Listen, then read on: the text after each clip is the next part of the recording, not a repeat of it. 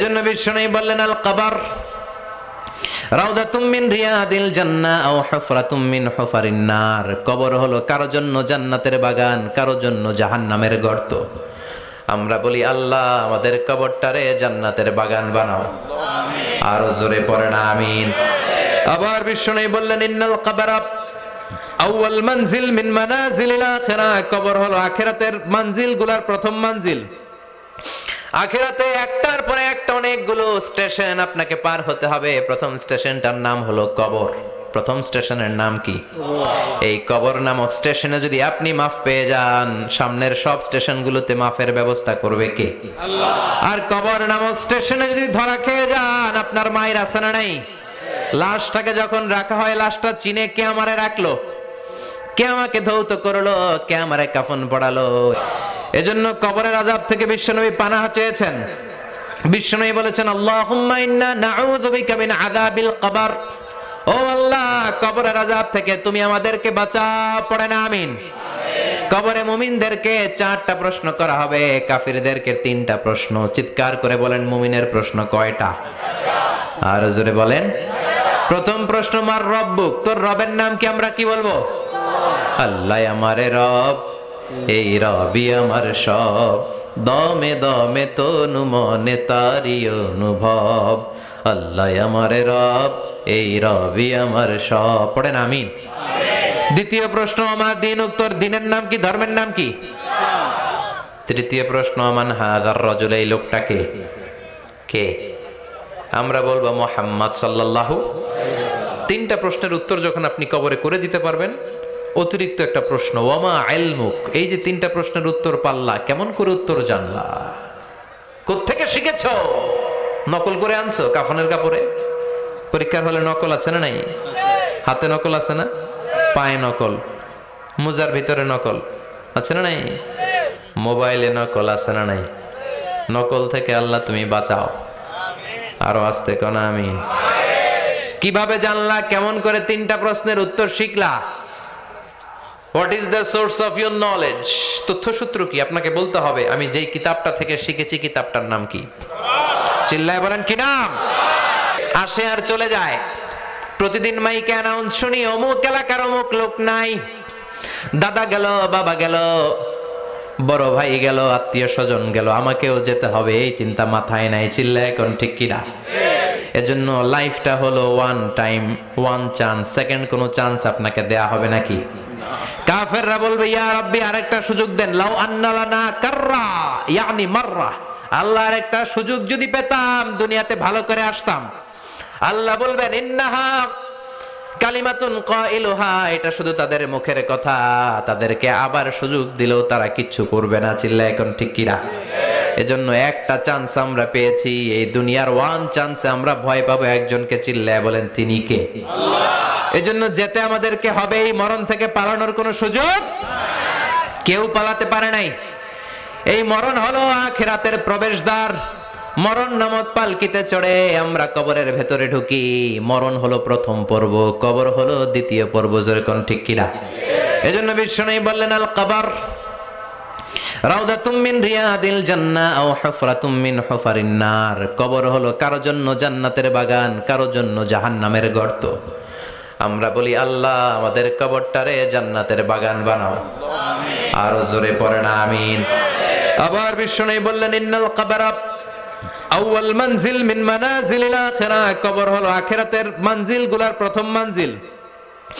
আখিরাতে একটার পরে একটা অনেকগুলো স্টেশন আপনাকে পার হতে হবে। প্রথম স্টেশনটার নাম হলো কবর। প্রথম স্টেশনের নাম কি? এই কবর নামক স্টেশনে যদি আপনি মাফ পেয়ে যান, সামনের সব স্টেশনগুলোতে মাফের ব্যবস্থা করবে কে? আল্লাহ। আর কবর নামক স্টেশনে যদি ধরা খেয়ে যান, আপনার মায়ের আছে না নাই? লাশটাকে যখন রাখা হয়, লাশটা চিনে কে আমারে রাখলো, কে আমাকে ধৌত করলো, কে আমারে কাফন পড়ালো। এজন্য বিষ্ণুই বলেছেন মুমূর্ষের সামনে বসে বসে পড়ো লা ইলাহা ইল্লাল্লাহু মুহাম্মাদুর রাসূলুল্লাহ লাকিনু মাউতাকুম লা ইলাহা ইল্লাল্লাহ। মুমূর্ষের সামনে দাঁড়িয়ে দাঁড়িয়ে পড়ো লা ইলাহা ইল্লাল্লাহ। এই লা ইলাহা হচ্ছে জীবিতদের জন্য কালিমা, আর আমরা মরার পরে এই জিকির করি, ঠিক কি না? আমাদের দেশের অনেক জায়গায় লাশ নিয়ে কবরে যাওয়ার সময় লা ইলাহা পড়ে না। না, এটা আগের জিকির, মরার আগের জিকির। মরার আগে আপনাকে অ্যানাউন্সমেন্ট দিতে হবে আল্লাহ ছাড়া কোনো ইলাহ নাই, বিশ্বনবী হচ্ছেন শেষ নবী এবং রাসূল। চিল্লায় বলেন ঠিক কি না? লাশটাকে যখন রেখে দেয়া হয়, বিশ্বনবী যত মানুষকে কবরে রেখেছেন তারপরে দাঁড়িয়েছেন আর বলেছেন ইস্তাগফিরু লিআখিকুম, তোমার ভাইদের জন্য তোমরা দোয়া করো। ফাইন্নাহুল আনা ইউসআল, এখনই তাকে কবরে সওয়াল করা হবে। কবরে প্রশ্ন আছে না নাই? কথা বলেন। বিশ্বনবী খাদিজাতুল কুবরা, ওনার প্রথম স্ত্রী খাদিজাতুল কুবরা তাহেরাকে কবরের মধ্যে রেখে দিয়ে কাঁদতে শুরু করলেন, চোখের পানি ছেড়ে অনেক দোয়া করলেন। দোয়া শেষে সব সাহাবারা ঘরে ফিরে যায়, বিশ্বনবী যায় না। সাইয়েদনা আবু বকর বললেন, ও নবী চলেন ঘরে যাই। অনেক তো দোয়া করলেন। বিশ্বনবী বললেন, আবু বকর তুমি যাও, আমি যাব না। এইটা সাধারণ মহিলা না, এটা বিপদের দিনের সঙ্গিনী খাদিজা।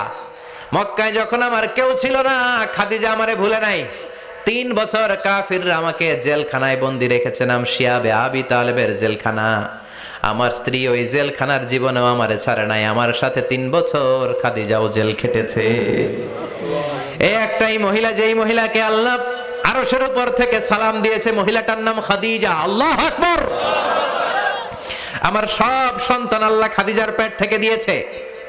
ফাতেমাতুজ জোহরা খাদিজার মেয়ে, জাইনাব খাদিজার মেয়ে, উম্মে কুলসুম খাদিজার মেয়ে, রুকাইয়া খাদিজার মেয়ে, আবুল কাসেম বিশ্বনবীর ছেলে খাদিজার ছেলে, আব্দুল্লাহ যাকে তাইয়্যিব এবং তাহের নামে আমরা চিনি, সেও খাদিজার ছেলে। সুবহানাল্লাহ। ও আবু বকর, আমার এই কলিজার টুকরা প্রিয়তমা খাদিজারে রেখে দিয়ে কেমনে বাসায় যায়? তুমি যাও, আমি দাঁড়িয়ে থাকবো। এখনই মুনকার নাকির এসে খাদিজারে প্রশ্ন করবে, আমি দেখবো খাদিজা উত্তর দিতে পারে কিনা। আর প্রশ্নের উত্তর যদি ভুল করে ফেলে, কবরের উপর থেকে আমি নিজে প্রশ্নের উত্তর দিয়ে দেব। সাইয়েদনা জিবরাইল বললেন, নবী আপনারা দাঁড়িয়ে থাকার দরকার নাই, আবু বকরের সাথে ঘরে চলে যান। আল্লাহ জানিয়ে দিয়েছে খাদিজার কবরের প্রশ্নে যদি কোনো সমস্যা হয়, আরশের উপর থেকে খাদিজার প্রশ্নের জবাব আল্লাহ নিজে দিয়ে দিবে। এজন্য কবরের আযাব থেকে বিশ্বনবী পানাহ চেয়েছেন। বিশ্বনবী বলেছেন, আল্লাহুম্মা ইন্না নাউযু বিকা মিন আযাবিল কবর। ও আল্লাহ, কবরের আযাব থেকে তুমি আমাদেরকে বাঁচাও। পড়েন আমিন। কবরে মুমিনদেরকে 4টা প্রশ্ন করা হবে, কাফিরদেরকে 3টা প্রশ্ন। চিৎকার করে বলেন, মুমিনের প্রশ্ন কয়টা? আর জোরে বলেন। প্রথম প্রশ্ন, মার রব্বুক, তোর রবের নাম কি? আমরা কি বলবো?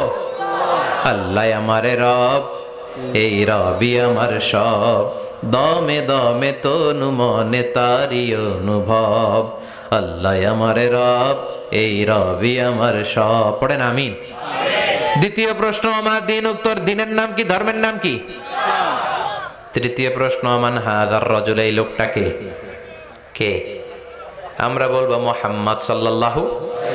3টা প্রশ্নের উত্তর যখন আপনি কবরে করে দিতে পারবেন, অতিরিক্ত একটা প্রশ্ন, ওয়ামা ইলমুক, এই যে 3টা প্রশ্নের উত্তর পাল্লা, কেমন করে উত্তর জানলা?